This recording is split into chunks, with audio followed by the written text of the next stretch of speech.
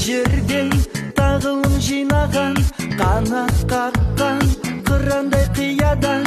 әйтекеннің сөзінен әр алып туғып өскен бірлікті ұядан, тәлім алған ыбырайдан адан қалған дәс